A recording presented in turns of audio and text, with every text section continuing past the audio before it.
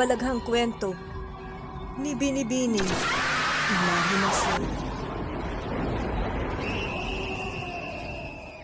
Akin pong hinihiling na mag-like, share, and subscribe na po kayo dito sa aking channel. And please, don't skip the ads.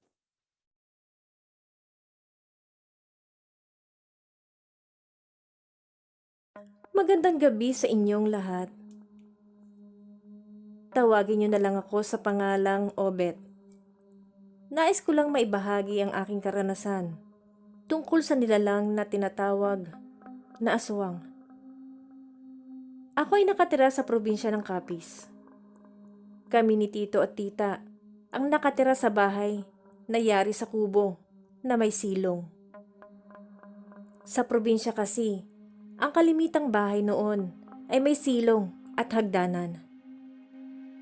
Tanda ko pa na ang mga alagang manok at bibi ng tiyuhin ko ay doon sa silong ng bahay ikinukulong. Kaya naman minsan ay hindi ako makatulog sa hapon pag ang mga manok ni tiyo ay mga nag-aaway. Sobrang ingay, kaya naman ako ay pupunta na lang sa likod bahay namin na may duyan sa may punong mangga at doon matutulog. Siyempre hindi ko ipinahalata kay tiyo ang ganoong kong ugali dahil baka mapagalitan niya ako. Inisip ko na baka nga kung papipiliin ito, ako ang mga manok niya, ay ang mga manok niya ang pipiliin. Nakita ko kasing sobrang pagmamahal niya sa kanyang mga alaga. Lumipas ang isang buwan, nagkasakit ang aking tiyahin.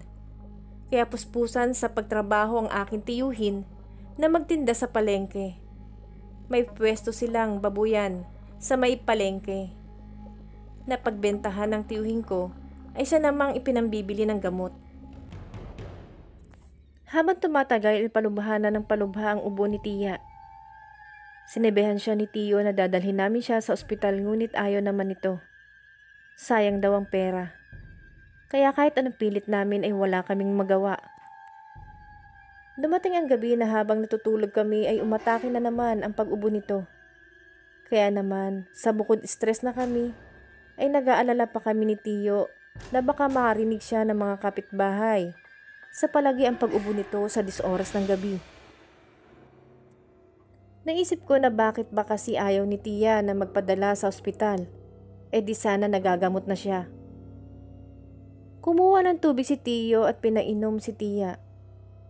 Kinuha niya rin ang gamot nito nang may mapansin siya sa isa na wala pala nang siyang maiinom. Isang klase ng gamot.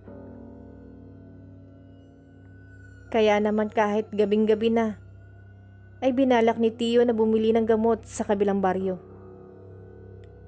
Kinisan ni tiyo sa noo si tiya bago umalis. Ramdam ko ang pagkaawa ni tiyo dito. Ako naman ay binilinan na bago umalis ay alagaan ko raw si tiya. Tumabi raw ako kay tiya matulog habang wala siya. Naiiwan ako na natatakot sa tabi ni tiya. Natatakot ako dahil sa sobrang lakas umubo nito. Nang lalo na ng pakiramdam ko, ang paligid ay napakatahimik. Na tila kami lang ang gising ng 10 oras ng gabing iyon. Nang maya-maya ay kinabahan ako dahil sa aking narinig na ingay na tila may tumatapak sa tuyong dahon. Gayunpaman inisip kong si tiyo iyon na baka may nakalimutan lang, kaya naman sinilip ko ito sa dingding at sinigurado kong siya iyon. Ngunit wala naman akong nakita na tao, kaya hindi ako kumilos para pagbuksan ng pinto. Isa pa, walang katok akong naririnig, kaya kinabahan na naman ako. Maya-maya pa ay inihit na ng ubo si tiya, kaya dali-dali akong kumuha ng isang basong tubig upang painumin ito. Ewan ko ba? At habang lumalalim ang gabi at wala pa si tiyo, ay kabadong-kabado ako. Dinadasal ko na ngang mag-umaga na para makatulog na ako. Puyat na ako, pero hindi naman ako makatulog. Bukod kasi sa ubo ni Tia, ay pinapakiramdaman ko rin ang paligid. Dahil kanina pa, may naririnig akong kaluskos. Nang mapatingin ako sa ilalim ng silong namin, nagawa sa kawayan. Nagulat ako at napasigaw dahil 2 pares ng mata ang nakita ko. Nakasilip sa silong na mapupula ang mga mata nito at tila nagalit na nanlilisik ang mga mata. Napasigaw ako sa sobrang takot, pero kahit taranta ako, inisip ko ang paraan kung paano ko mapapaalis ito sa ilalim. Kumuha ko ng asin sa kusina. Sasabuyan ko sana ang may-ari ng mga matang iyon, ngunit pagbalik ko ay wala na ito. Dali-dali akong pumunta sa aming bintana upang tanawin ang nilalang na iyon dahil narinig ko ang mga yabag nito na papunta sa bintana. Nang binuksan ko ang bintana, na kahit takot na takot ako at nanginginig, ay desidido talaga akong sabuyan ito ng asin. Nang inamba ko na ang kamay ko na may dakot na asin upang sabuyan ang nilalang na dadaan sa aming bintana, narinig ko ang isang sigaw mula sa aming daanan na malapit sa tarangkahan na kahoy. Walang iba kundi ang aking tiyuhin na may dalang itak at hinahabol na nga niya ang itim na malaking baboy. Pumunta ito sa may kusina na ako naman din ay nagmamadali ding pumunta doon at sinabuyan ko ng asin ng silong. Dahil sa ginawa ko ay tila napahiyaw ito sa sakit na parang baboy nakakatayin. Na habang ang tiyo ko naman ay hinahabol din niya ito sa may silong na papunta sa kusina. May bakas na dugo ito. Kahit wala na ang baboy, ay sinabuyan ko pa rin ang asin. Nahawa ko ang lupa sa baba ng bintana namin upang magsilbing pangontra namin sa baboy na itim. Hangos na umakyat ng hagdan si Tiyo na ako din ay bigla ko ring naalala ito. Nakita namin na habang papalapit kami ang maputlang babae na iniihit na naman ang ubo. Tinanong namin siya kung may nangyari ba sa kanya. Hindi naman nagsalita si Tia, sa halip ay may itinuro itong isang tila gasgas na sugat sa kanyang likod. Na ang sabi sa amin pagkalaon ay may naramdaman na lang daw siyang malamig sa kanyang likod na habang tumatagal ay sumasakit na iyon.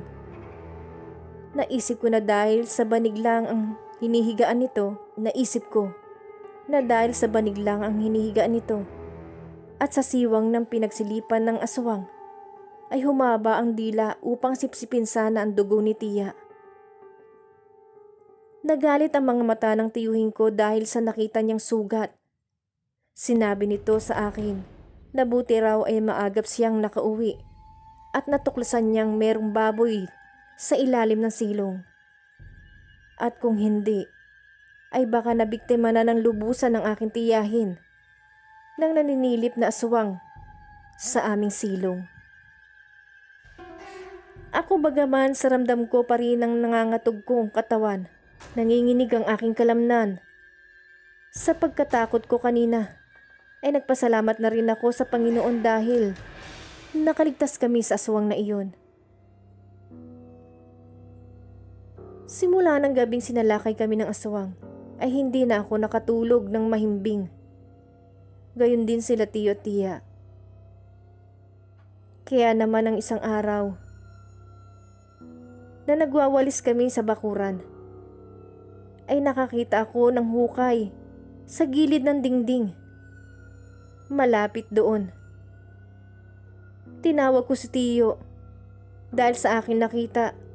Sabi niya na isa sa kasabihan daw na pag may hukay ang gilid ng bahay, ay ibig sabihin daw nito ay ginagawa na ang hukay na bibiktamahin ng isang aswang. Dahil ito ay hudyat na raw ng kamatayan. Na pinaniniwalaan na kagagawan iyon ng baboy na itim na nakita namin ni Tiyo. Kaya naman ay napag-isipan na namin ni Tiyo na lumipat na lang kami ng tirahan, malapit sa kanyang mga magulang, sa bayan. Upang makaalis na kami sa liblib na lugar na aming tinitirhan. Simula noon ay unti-unti nang gumaling si Tia. Kaya nakapagluluto na ulit ito ng kakanin. At ako ang katuwang niya sa paglalako nito upang may pambili kami ng gamot. Simula noon ay unti-unti na rin gumaling si Tia.